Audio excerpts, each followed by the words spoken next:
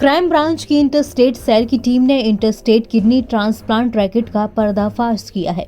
इस मामले में किंगपिन समेत 15 आरोपियों को गिरफ्तार किया गया। इनके पास 34 fake stamp, 17 mobile, 2 laptop, 9 SIM, luxury गाड़ी और 1.5 लाख रुपए के अलावा फर्जी डॉक्यूमेंट और पेशेंट की फाइल वगैरह बरामद की गई हैं। ये गैंग दिल्ली, एनसीआर, पंजाब, हरियाणा, मध्य प्रदेश और गुजरात राज्यों में भी एक्टिव था। गिरफ्तार किए गए आरोपियों में किंगपिन के अलावा हॉस्पिटल के कोऑर्डिनेटर, पेशेंट और डोनर भी शामिल हैं। इनके पास से अलग अलग हॉस्पिटल के ब्लैंक पेपर, लेबोरेटरी के कागजात, पेशेंट और डोनर के कागजात भी बरामद किए गए हैं। डीसीपी क्राइम अमित गोयल ने बताया कि इंटरस्टेट सेल की टीम को इसके बारे में एक इन्फॉर्मेशन मिली थी। उस इन्फॉर्मेशन को पुलिस टीम ने डेवलप किया। एक महिला ने इसके बारे में पुलिस को शिकायत भी की थी, जिसने संदीप और विजय कुमार कश्यप सुमित के बारे में बताया था। उसके हस्बैंड के लिए इन लोगों ने 35 लाख रुपए किडनी ट्रांसप्लांट के लिए लिए थे।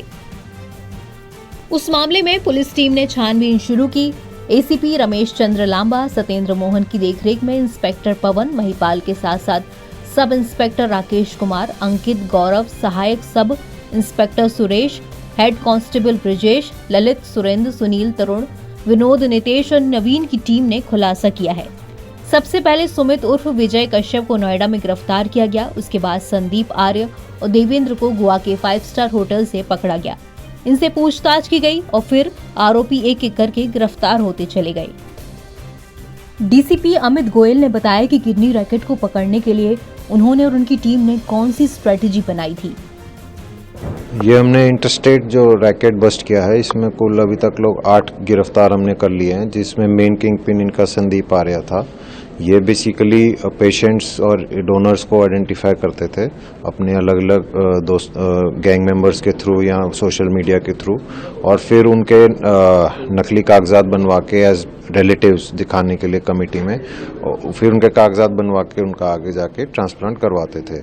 तो इसमें जनरली ये जो संदीप है पेशेंट से 35 से 40 लाख रुपए लेता था पर एक ट्रांसप्लांट के लिए, जिसमें की सारी कॉस्ट में इंक्लूडेड होती थी। और फिर डिपेंडिंग ऑन दी, अगर कोई आदमी उसको डोनर दे रहा है उसको 1 लाख दे दिया, कोई पेशेंट दिलवा रहा है उसको 5 लाख, और जो कोई अलग से जो एक्चुअल में डोनर है उसको 4 से 5 लाख, जो नकली कागजात बनवा रहा है उसको 50,000, जो पे डोनर को ग्रूम कर रहा है उसको 50,000। तो उस तरह से अलग अलग इन्होंने उस तरह से रेट बांध रखे थे। क्या ये सभी किरदार इन 8 लोगों में ही शामिल है या फिर इनके अलावा भी कुछ है? ये 8 लोग जो हैं इनका क्या क्या किरदार? इन सभी का ऐसे ही रोल डिफाइंड है। कोई कागजात बनाता था, कोई डोनर को ग्रूम करता था, कोई पेशेंट लाता था, कोई डोनर लाता था। कुछ इनमें से 2-3 ऐसे हैं जिन्होंने खुद पहले इनके थ्रू डोनेट कर रखी है, फिर इनके साथ जुड़ गए। एक ऐसा है जिसने अपनी वाइफ को किडनी दिलवाई थी इनके थ्रू, फिर इनके साथ जुड़ गया कि 2 पेशेंट और दिलवा दिए। तो इस तरह से इनका नेक्सस था।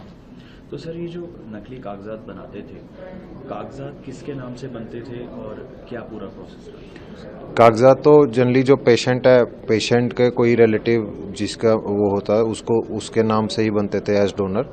बाकी फिर आगे वो उस हिसाब से उसकी वो नकली जो भी उनको नकली कागजात बनाने होते थे उसका एड्रेस प्रूफ या वो दिखाने के लिए वो सब वो करते थे। तो कमेटी में कैसे पास हो जाती थी? क्या कमेटी के लोग भी इनके साथ शामिल हैं? क्या उनको भी कुछ पैसा वगैरह जाता था? अभी तक ऐसा कोई इनके पूछताछ में या जो भी डिटेल्स आई हैं उनमें नहीं आया है। अब कागजात वगैरह उनको एग्जामिन करेंगे, उसमें कुछ आएगा तो बिल्कुल कार्रवाई की जाएगी। सर, कितने लगभग हॉस्पिटल्स में और कितने लगभग स्टेट्स में ये अभी चल रहा था इनका? ये 11 अस्पताल बताए गए हैं 6 स्टेट में, जिनमें अलग अलग जहाँ पे इनको ठीक लगता था, सूट करता था, वहाँ पे ये कार्रवाई कर देते थे। सर, अभी तक कुछ डोनर्स वगैरह या फिर पेशेंट्स वगैरह से आप लोगों की बातचीत हुई है, उनका क्या क्या है?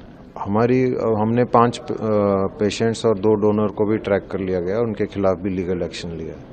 तो इसमें कोई कंप्लेंट भी मिली आपको सर?